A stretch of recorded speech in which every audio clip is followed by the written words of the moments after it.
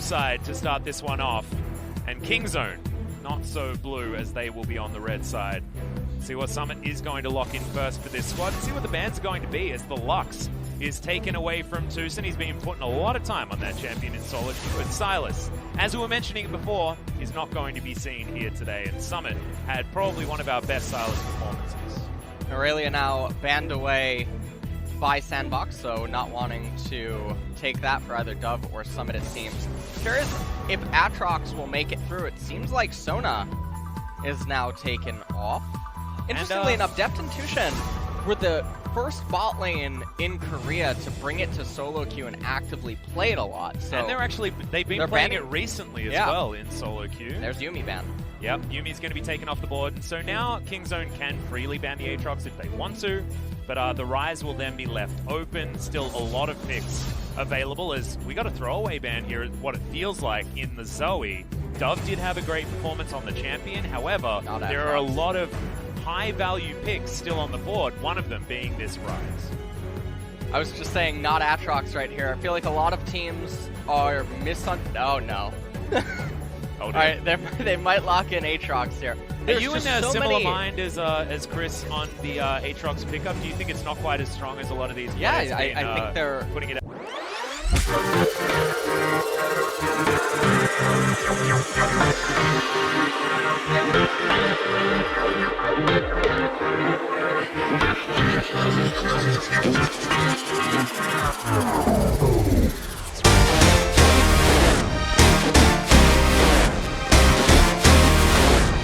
Rather than first pick. Yep, he's a counter pick champion, and he thrives against team comps that want to engage and commit into your team.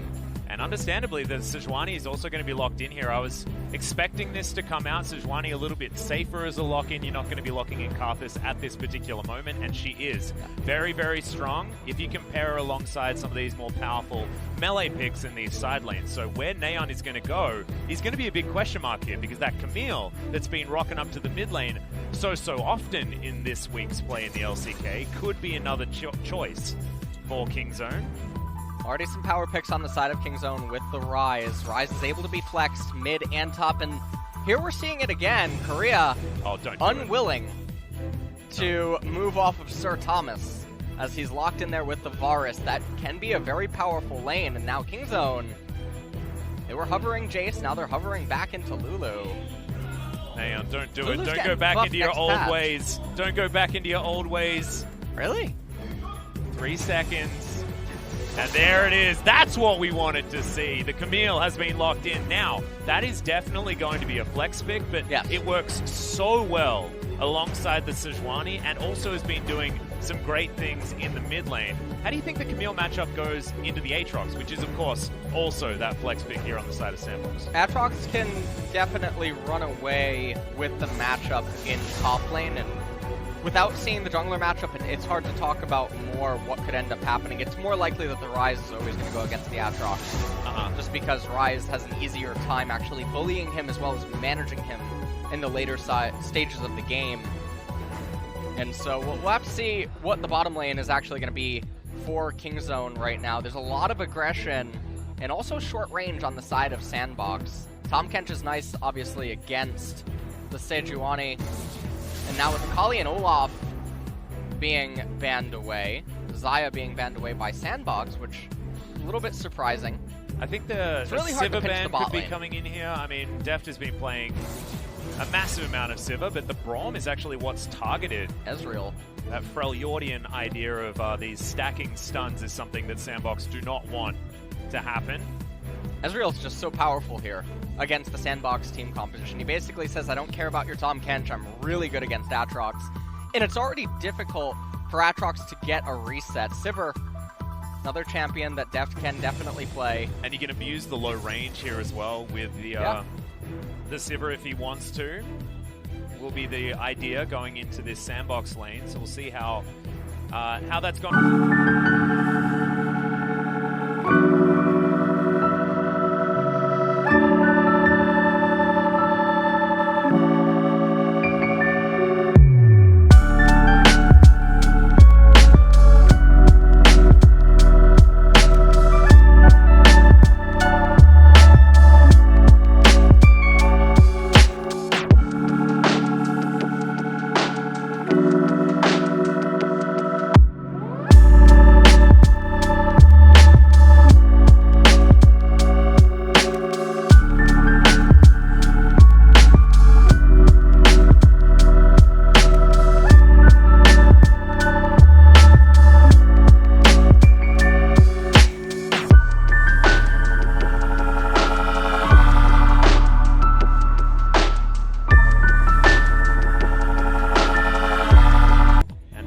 is what SANDBOX seems to be considering at this point as well, but nothing is set in stone.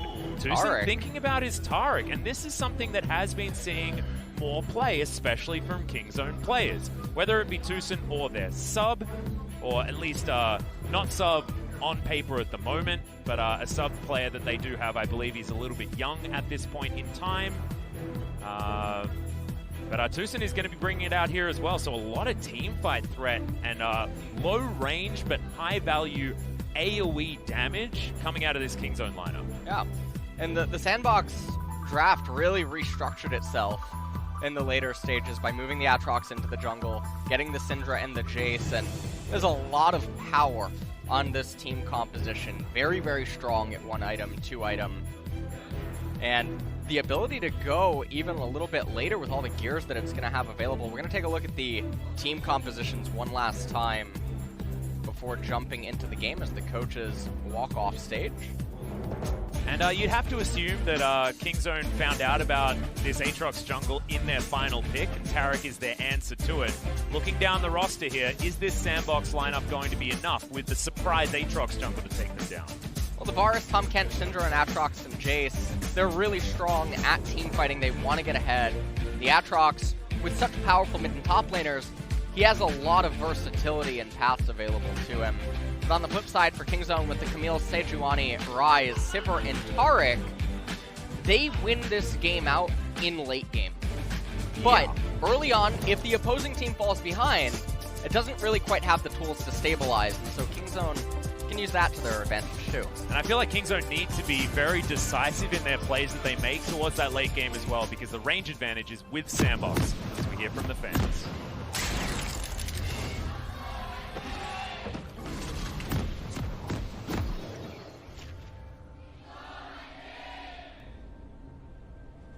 So here we are, game 1 of the final day of week 1 of LCK Summer. Rascal will be piloting the Camille on towards the top side. Weren't sure exactly where these solos were going to go until the last seconds of Champion Select, but that's what they've gone with, as our first shot has been brought out here by Summit, who lands that shock blast onto Cuz, and Cuz doesn't really mind too much about it. How will these lanes work out, though, is the question that's on my mind. The Ryze versus Syndra and the Jace versus Camille.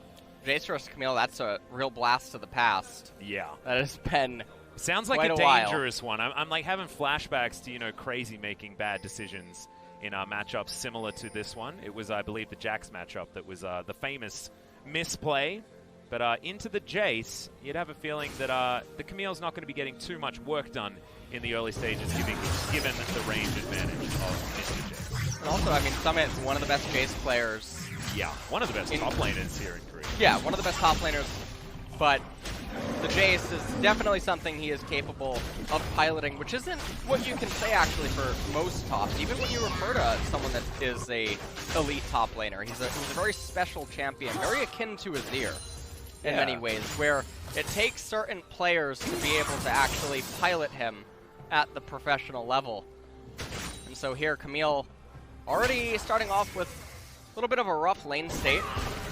And the thing that we really have to just keep our eyes on is the first 10 minutes of the game, because if for any reason Kingzone gets edges in mid or top lane, that's not supposed to happen, and SANDBOX's team composition doesn't have the tools to stabilize. So even though Kingzone want to go super late game with the way that they drafted this out, and they have a lot of oomph starting from around the 3 item mark, doesn't mean that they necessarily get there.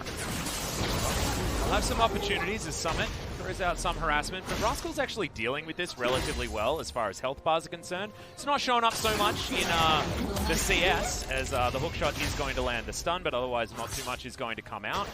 Rascal just wanting to get as many of these creeps as he can possibly find, and so far it's been rough. Let's take a look at what the junglers are actually doing. Unfleek elected to clear out his entire jungle, and this is a really interesting gank path. Well, Summit, a few buttons now on cooldown as Tactical Sweep comes in. We're going to land the stuns. In fact, all of them. The knockups come in permafrost. goes down. This should be first blood going to Kingzone. One of the edges that you were talking about. It goes over to Cuz. No hookshot cooldown available just yet. Nonfleek says, I want to rip Scuttler. I can't help.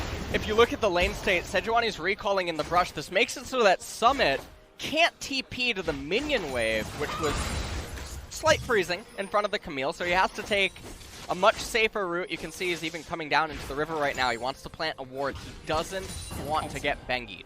Yeah. That would be really rough. This minion wave's in a great spot for Rascal, though, if there was any follow-up gank to come in. Rascal held onto his flash, Cuz did also. The investment into that gank was super low. As Deft and Tucson battling against Joker and Ghost. The cleanse coming out here from Joker very aggressively. As the Aatrox was thinking about a gank, but Kingzone not going to find too much. It's just a trade of summoners from these supports in the heal and the cleanse. And one of the things I want to talk about the Aatrox jungle that was so interesting is he actually invaded Cuz's jungle and should have been able to tell Summit that something was definitely off with the Wraith camp being the way that it was and the timing that he arrived inside of the red side jungle, but nothing was conveyed. Aatrox jungle is very similar to Camille jungle in the sense that it has to get kills, it has to get ahead. Otherwise, you're basically getting a very stunted Aatrox in the early to mid transition, and that's not something that you want to have. So the fact that we're already at 5 minutes here and he's sort of run around the map and not achieved too much, can't be feeling too good for him. Well, Nonfleek still has some opportunities, and he is a camp ahead when it comes to at least farming things out. Cuz on the bottom side is actually pretty comfortable here as Neon takes a bit of an awful trade, but Maroon Prison is going to allow for the Aftershock to help him. 38 to 32 though, I mean, nothing doing here as far as advantages for Dove in the mid lane. And when you see a Syndra, you expect them to get ahead. Otherwise, things can go wrong, unless it's Rookie. I feel like if I'm watching Syndra be played and they don't have a lead, if it's Rookie, then that's okay. If it's anyone else, it's not okay.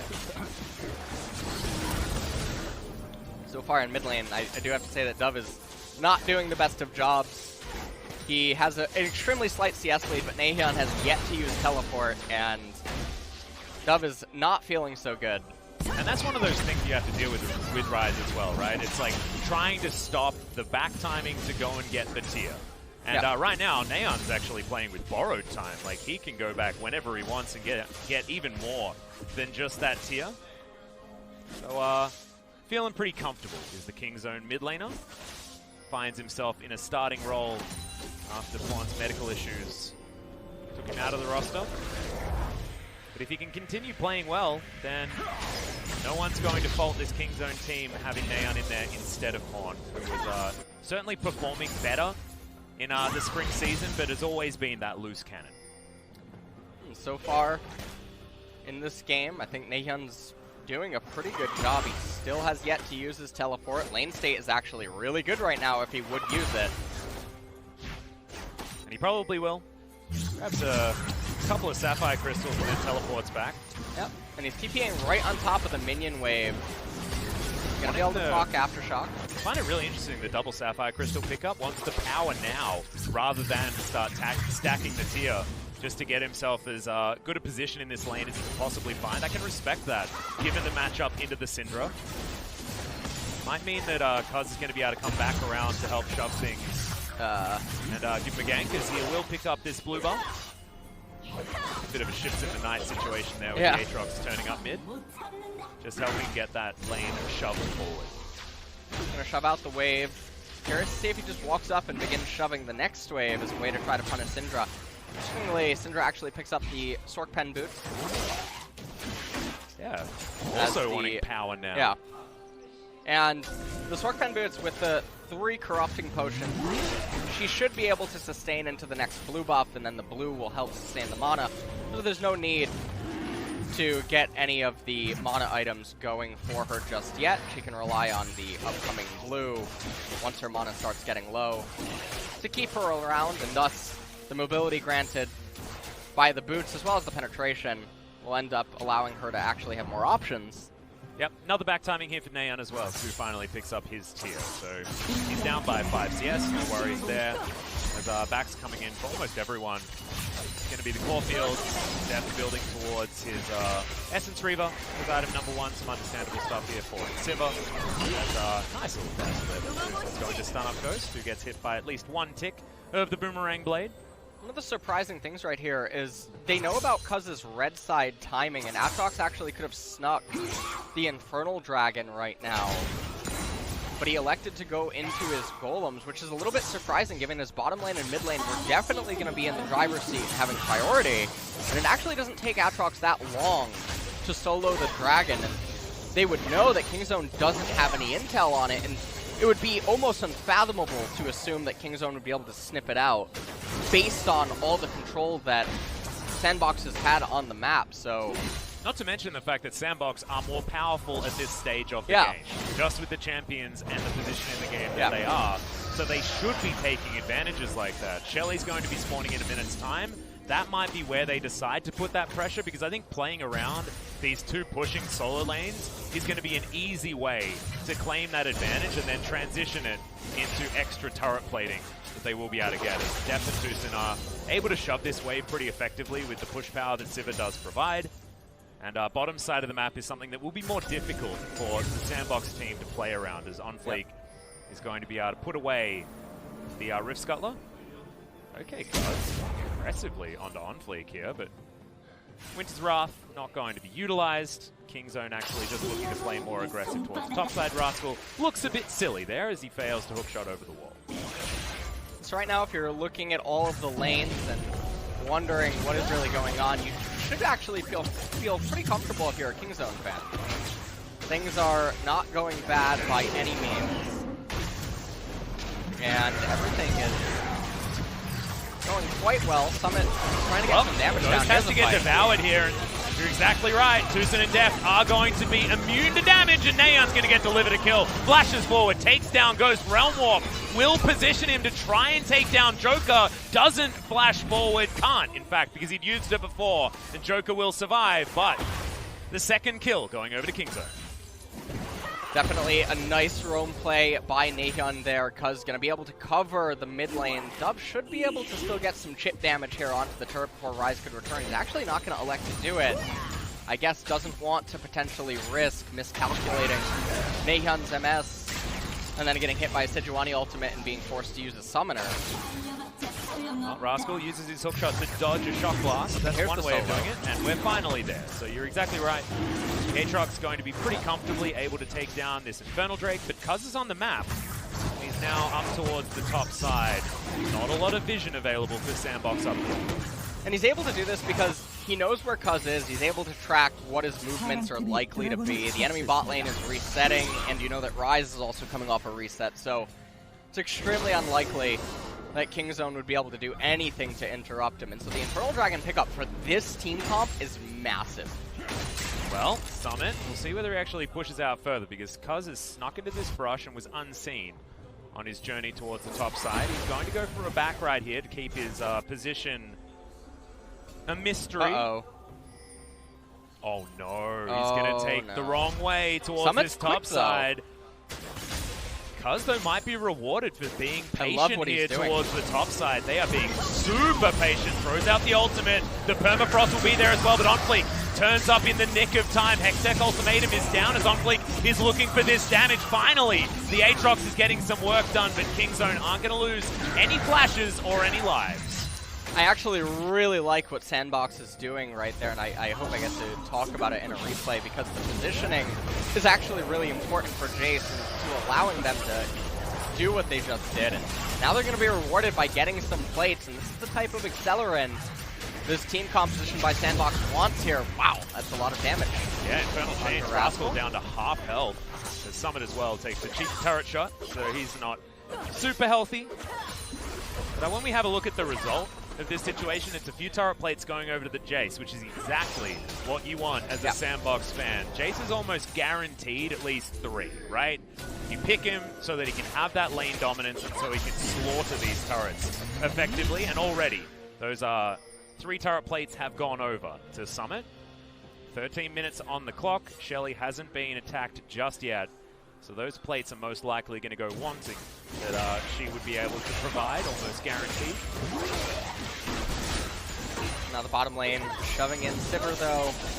No stranger to wave clear as Kingzone looks like they really want to start on this Rift Herald. Def doesn't quite have teleport available yet, and Sir Thomas and Varus are already moving up river. They're actually going to get the Scuttle Crab.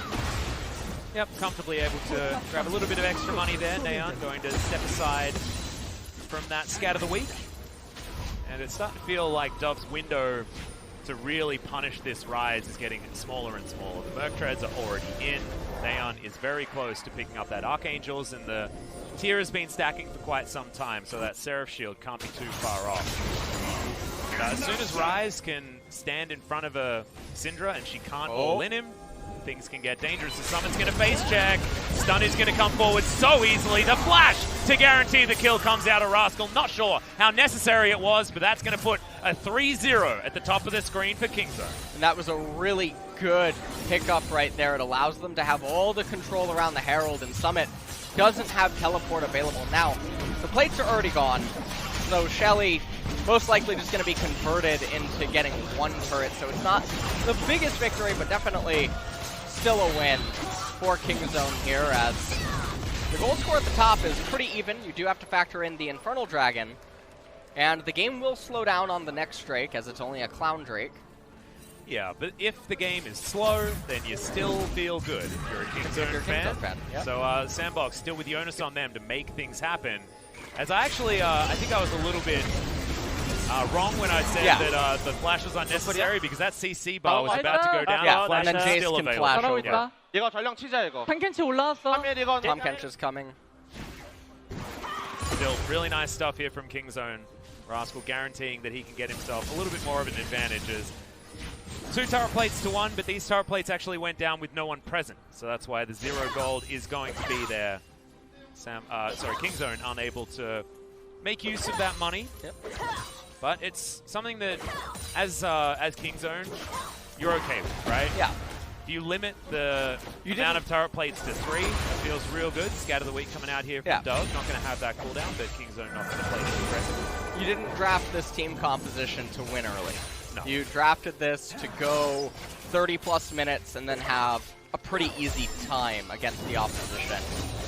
And everything is very stable and solid. Looks like they want to get the bottom tier 1 turret out of the way, which is a little bit surprising, considering if you get that one, it's almost unfathomable that you'll get the top tier 1, given that Camille won't be able to move Jace at all for quite a while.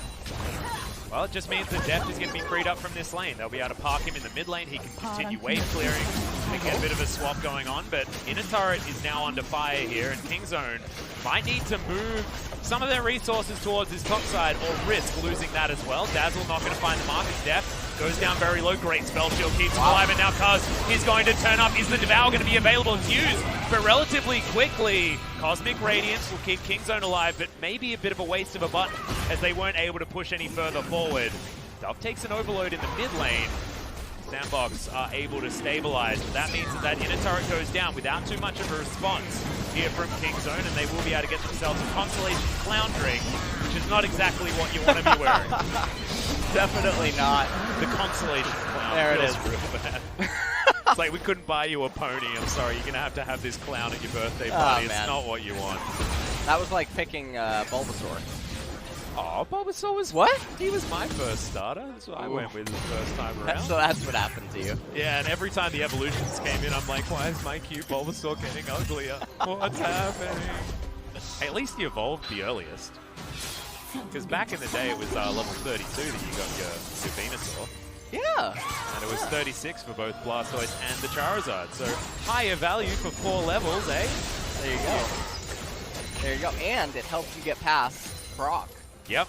Think about it. You were fantastic for the first 2 gyms. If you were going to speedrun, I think you'd be choosing the Bulbasaur, because then once it's like super high level, I don't even just actually space know. roll Do everything. you know what the correct Pokemon is? For speedrunning, I think it might be Bulbasaur. Really? I don't know. I actually don't know about Red and Blue speedrunning. Okay.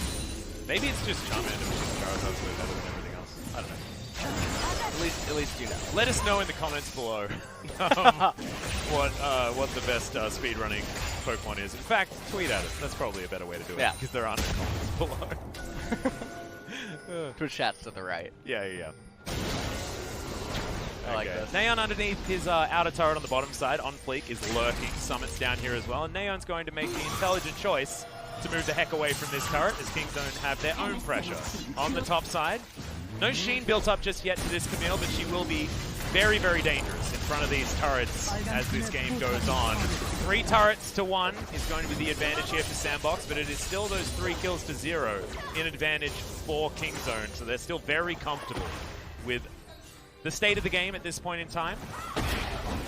And at this point, oh, well. All right, we're going to have a missed ultimate. The hook shot is going to land. Great scatter of the week there from Dove. Try and keep him alive as Rascal's dancing around underneath the enemy turret. Stopwatch is used. Good flash from Dove. Keeps him alive as now Tusson's behind enemy lines and can't keep up with the rest of his team. They're getting routed without their Tarek hook shot. Gets Rascal out of the front line as Neon has to flash. And Kingzone will be safe, but they'll have to lose their mid lane and splash button. Both of these teams are actually playing the disengages really well as just the turret defenses. I really do have to hand it to SANDBOX. The way that they played the bottom tier 2 from Joker and Ghost, as well as just how they played the top. Yeah, the top siege was also fantastic, like you mentioned. Kingzone in position now, and they're going to start the teleport. Rascal's going to come back forward as Tusson goes golden. I was going to try and make his way in, but he's at half health. Great tactical sweep. A lot of damage coming in here as Cosmic Radiance will arm as Cuz has to flash to get out of the way. Not a heck of a lot of value as it was great disengage from SANDBOX, who now try and turn it around. Neon into his own stopwatch, and Overload's doing so much damage. Everyone has a low health bar, but no one is going to die just yet. And these team fights are actually so close with so many low HP bars. Everyone's going to have to go back and look at all the broken stopwatches in these infantries, man.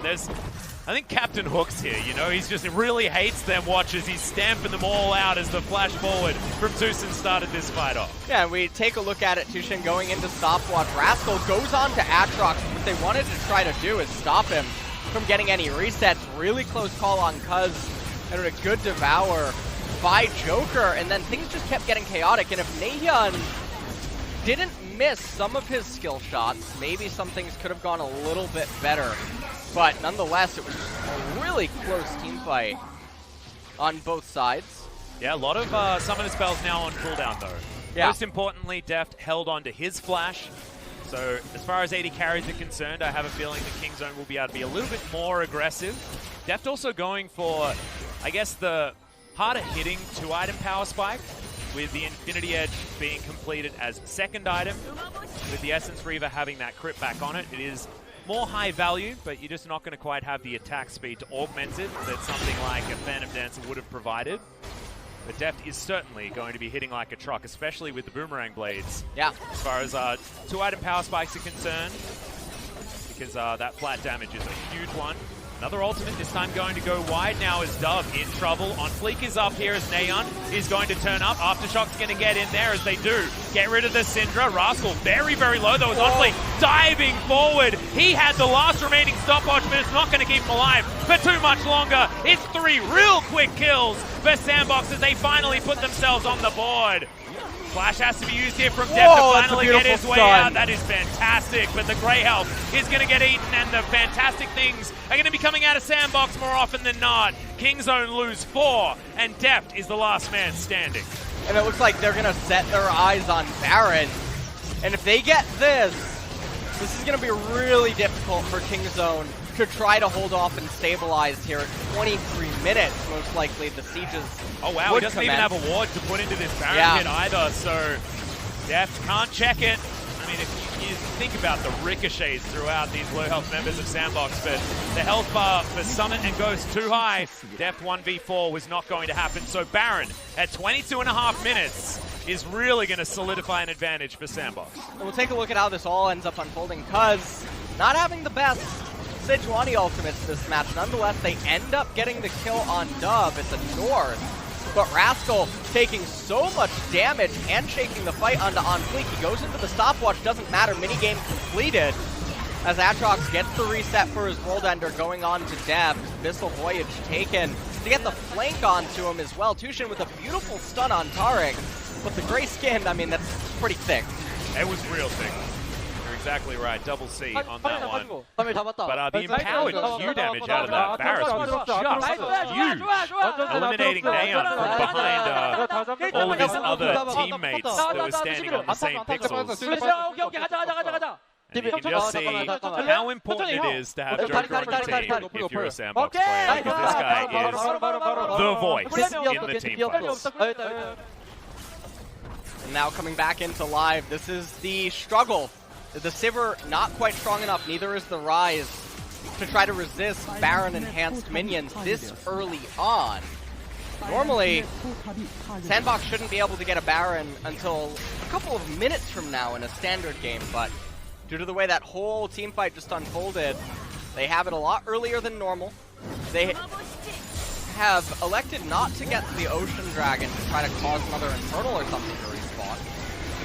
Well, shot blast, flying forward. Yeah, you're exactly right. Def able to spell shields to get out of that Scatter the Weak stun, but there are so many of these non-committal CCs that can just fly onto the King Zone members, and they have to be careful of all of them, because the follow-up is certainly going to be there as well. The long range coming out of Ghost and Summit and Dove with these engage options is certainly there, as we've got Cosmic Radiance. Good slow comes down from the tactical sweep, and Summit has bought a fair bit of time but will eventually fall down. Now OnFleek in trouble. It's a great stun, but he is able to go golden in time. Cuz on the flank though is OnFleek trying to get out, but is unable to. Flashed after as Kingzone have taken this fight. Joker's going to go down. Skin not so thick now, my friend, as 4 are dead on the side of SANDBOX. That Rise ultimate was like Gandalf coming over the mountain. I don't know. The third night of the third day or something like that. Look to the east, boys and girls. He's not on the Wizard's Rise skin, though, so. He needed it. We needed Viger in this game. And I mean, that's what ends up happening when SANDBOX is split up. Their team composition needs to be together to prevent something like this from happening. And they could see that Summit and OnFleek were a sitting duck. And the thing that I said that I really liked is Rascal refuses to use the Camille ultimate on Jace, knowing that they can kill Summit without it. Saves it for OnFleek, locks down the Aatrox, and Sir Thomas and Mars have to watch on as the teammates die. But they were coming next. Dove not going to be able to help out much. And so now, the Baron push didn't do what it should have, because SANDBOX coordinated it really poorly. Yeah, and now the Baron is only on one member or something like that, and is going to wear out because they can't play multiple lanes at once, which is what this SANDBOX team composition does very, very well if they get a Baron. In fact, they're probably one of our better Baron compositions when it comes to controlling multiple lanes and putting on that extra pressure. So now, without that option and with 4 extra kills going over to Kingzone, they can continue to bide their time and get the Rise and Sivir to disastrous levels of power.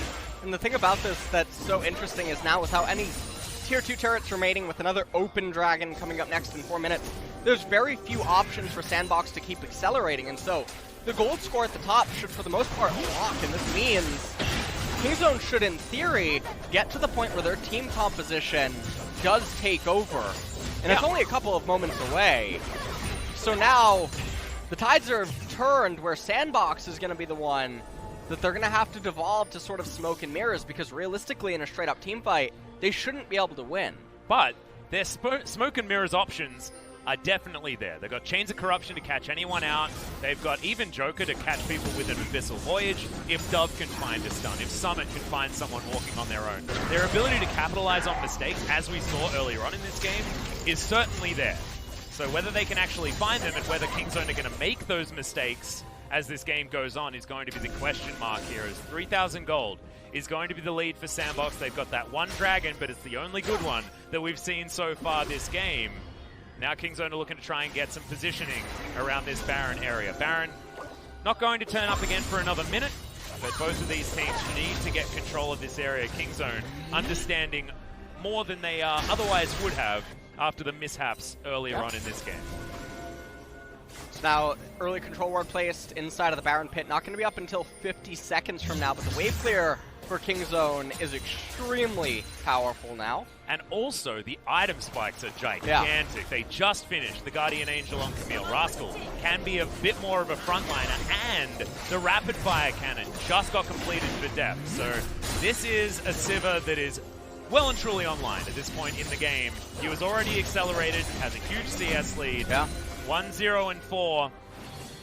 Varus isn't going to have his third item completion for this team fight either, so things are definitely going to be a little problematic. And the Guardian Angel on Camille, she is mostly gunning to hold Aatrox down or help and bringing him down early so that the minigame can't be completed.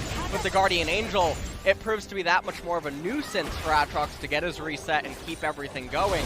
Zanya's Hourglass on Rise, Taric ultimate. It's going to be really hard for Aatrox inside of the team fight. Guardian Angels are completed for SANDBOX, but it's not as potent of an item for them as it is for Kingzone. Speaking of potent items, Ghost has gone for the Bloodthirster as his item number 3 instead of the Infinity Edge. How are you feeling about that one? It's really weird. Yeah, I feel like it's like a fear choice, right? Like, you want to have that overshield, you want to have that staying power in the team fight. Yeah. You can understand because, of course, Hurricane, you're going to get a little bit of extra, you know, attack speed, so the lifesteal's going to be better. The overshield's good, so you don't get bursted out. But I think that if there's no Devour on the Varus, he's going to die, right? So maybe get an Infinity Edge so you can do that extra damage in these team fights instead. As Kingzone are thinking about being sneaky here. There's a control ward that's going to ruin their day. They do try and jump over there as Neon. He's got Realm Warp and Teleport, so mobility is certainly not a question mark for him on the bottom side of the map, as Deft is just shoving minion waves relentlessly towards the SANDBOX Nexus. Now Kingzone are getting control over the Baron side. They have a very ugly top lane right now, but it doesn't really matter because it's in such close proximity. Camille should be able to go up and handle that. Don't like that she actually ate the Blast Cone. It reduces options for his own jungler, if that would come to it. Ocean Dragon coming up after the 30-minute mark, so we'll guarantee that Elder will spawn if it's consumed. It looks like Nahon actually wants to move down into the bottom lane to try to maybe mess with the Jace. He is down 2 levels, but doesn't really matter all that much. He's surely going to level up off this wave. I believe there's 2 cannons there, yeah. Yeah, should be able to get to level 16 pretty comfortably, which will be that extra point in the Realm Warp, allowing him to move around the map even more effectively. And we're very close to a really cool hat coming in for Dove, but importantly for Kingzone fans, he doesn't have it just yet.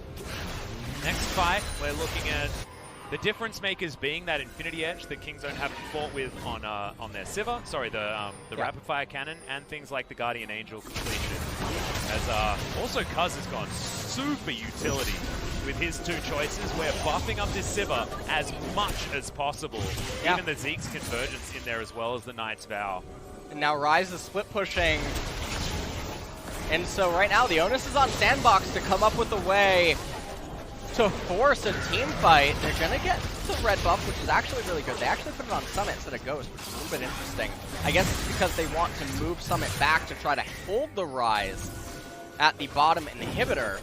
I love this as a 4-1 though, because you know the Kingzone are pretty happy for a fight to get started as they're going to start one up themselves. Cosmic Radiance means that they can't do anything. Joker's going to go down for free. Rascal now trying to flash on over. Remember, the Guardian Angel is still there, but it's Summit that goes down first. Dove tries to turn up in time, but Summit is going to go down. It's Sivir getting so many kills in this fight, but the health bars are so low. The flash from Ghost is not quite enough as Sivir finally falls. Realm Warps in, Neon flashes over. Dove is going to go down, and Kingzone find their team fight. They find their ace, and they might even be able to get Baron unless they go for the base instead. I think that they're going to go for the base. Def has teleport available. Don't think that they're actually going to need it.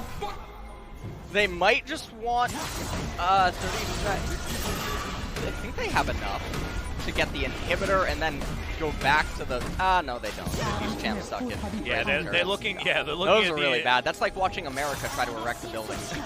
That takes months. I know you're from Australia. Yeah, and you're also from Korea, right? So we put up buildings in this... Sorry, well, like, you're here in Korea right now. You're here in Korea. You're talking from a Korean perspective when it comes to putting up buildings. They put them up in like 2 seconds, man. Like a month. I looked out my window. I live on the 16th floor. Yeah. I looked out my window, and I'm like, wait, I can't see the sun anymore today. Like, what's happening? What just happened? all of a sudden there's a brand new high-rise. That's what happens here in Korea. It's insane. We have a look at this fight once again. Kingzone just finding their movement. And Summit made a horrible teleport decision. He teleported right into the heart of Kingzone. And this was an Independence Day for him, I'll tell you that much. As SANDBOX got massacred inside of this team fight.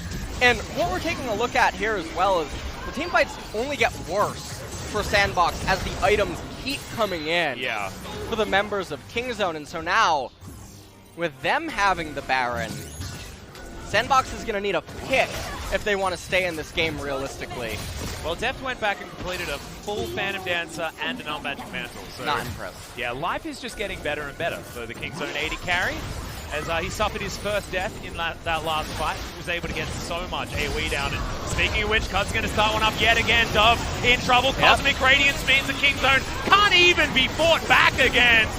And SANDBOX are just dying one after the other. Ghost is there, he's got some damage, but he doesn't have a health bar. And that is the easiest ace that we've seen in a long time. Kingzone just crushed SANDBOX, and they should win the game. You know, and this was actually a really good game to showcase two types of team compositions and when they get strong and when they become weak. Because SANDBOX, they were in the driver's seat, their team comp was doing what it was designed to do, and eventually the scaling from Kingzone does kick in. And all it took was one really big error around the threshold where Kingzone becomes strong for them to just retake control of the game and plow through SANDBOX. But that wasn't a reactive play from Kingzone. That was a proactive play. That was Cuz diving in on players that he knew were on their own and out of position. And capitalizing on positioning is very different to capitalizing on mistakes, because you need to see that moment in your mind and make it work instead of just pressing your buttons when players come at you, right? So really, really nice play from the Kingzone jungler. He made all of those last fights happen on Kingzone's own ideas, on their own plans.